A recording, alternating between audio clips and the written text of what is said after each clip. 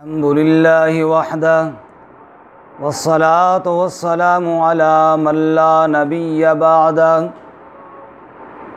اما بعد فاعوذ باللہ من الشیطان الرجیم بسم اللہ الرحمن الرحیم قال انما يتقبل اللہ من المتقین سبحان ربک رب العزة عما یصفون وسلام علی المرسلین والحمد للہ رب العالمین۔ معزز سامعین، ایام قربانی بالکل قریب ہیں۔ قربانی کے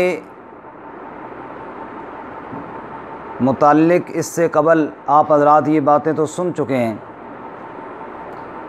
کہ صاحب استطاعت پر قربانی کرنا ہر سال واجب ہے۔ وہ آدمی بڑا بدنصیب ہے کہ جس کے پاس وسعت ہو اور پھر قربانی نہ کرے۔ اتنا بدنصیب کہ اللہ کے رسول صلی اللہ علیہ وسلم نے فرمایا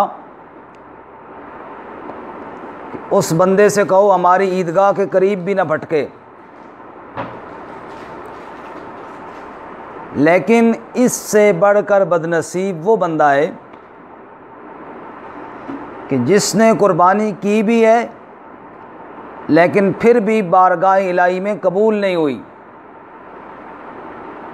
اس لیے ضرورت اس بات کی ہے اور غور طلب یہ مسئلہ ہے کہ اللہ کرے ہم سب کی قربانی بارگاہ الہی میں قبول ہو جائے۔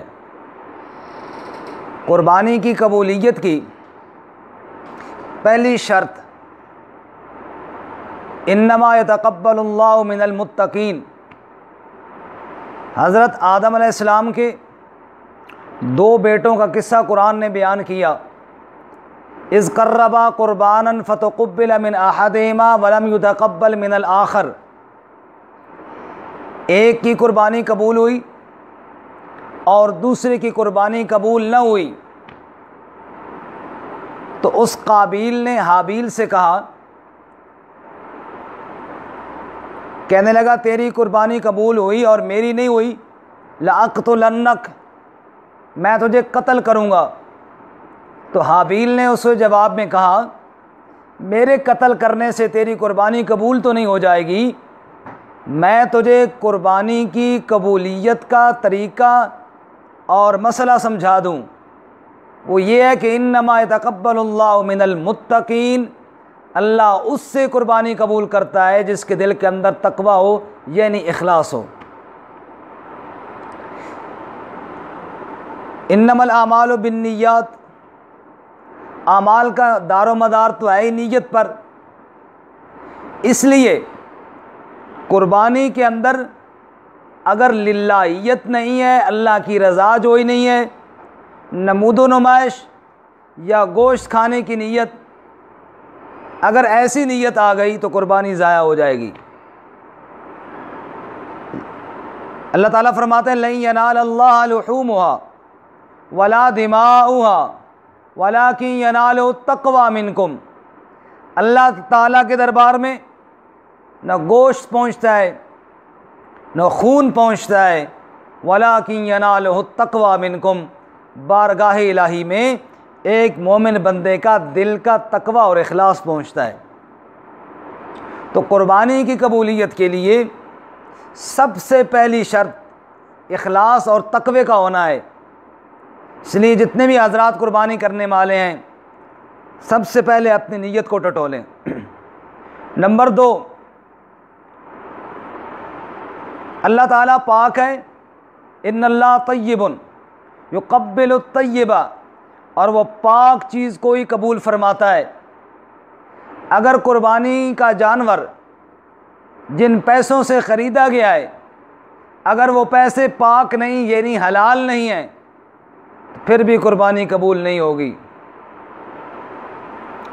اس لیے ایسا پیسہ جو شرعی طور پر ناجائز ہو، سود کا پیسہ ہے، رشوت کا پیسہ ہے، دوسروں کے حقوق کا ہے، اس کے اندر دوسروں کا حصہ ہے، میراث میں کسی کو حصہ نہیں دیا، اور وہ حصے والے پیسے بھی شامل کیے ہیں دوسروں کے۔ اسی طرح ہر وہ مال جو کسی بھی ناجائز طریقے سے کمایا گیا ہو، ان پیسوں سے خریدا ہوا جانور اگر قربانی کریں، وہ 10 لاکھ کا بھی کیوں نہ کریں، اللہ کہاں قبول نہیں ہوگا۔ اور تیسری شرط، صحابہ کرام نے پوچھا یہ قربانی کیا چیز ہے؟ قال سنت ابیکم ابراہیم، یہ ابراہیم علیہ السلام کی سنت ہے۔ تو ابراہیم علیہ السلام کی ملت اور ان کا عقیدہ اور ان کا نظریہ وہ بھی قربانی والے کے لیے ضروری ہے۔ قرآن پاک میں اللہ فرماتے ہیں ان ابراہیم کان امۃ قانتا للہ حنیفا ولم یک من المشرکین، وہ شرک کرنے والوں میں سے نہیں تھے، ابراہیم علیہ السلام یکسو ہونے والے تھے۔ یہی وجہ ہے جب آگ میں ڈالا جانے کا وقت قریب آیا تو جبرائیل علیہ السلام نے پوچھا میرے لائق کوئی خدمت ہو تو بتاؤ، فرمانے لگے تیرے لائق کوئی حاجت نہیں، میری ساری حاجتیں میرے اللہ کے ساتھ ہیں، حسبی اللہ لا الہ الا ہو علیہ توکلت، تو مجھے میرا اللہ کافی ہے۔ تو قربانی کرنے والے کے لیے تیسری شرط یہ ہے کہ اس کا عقیدہ اور اس کا نظریہ وہی ہو جو حضرت ابراہیم علیہ السلام کا تھا، دل کے اندر اخلاص ہو، مال حلال اور پاکیزہ ہو، اور عقیدہ ملت ابراہیمی والا ہو، تو اللہ تعالیٰ اس کی قربانی کو قبول فرماتے ہیں۔ وآخر دعوانا ان الحمد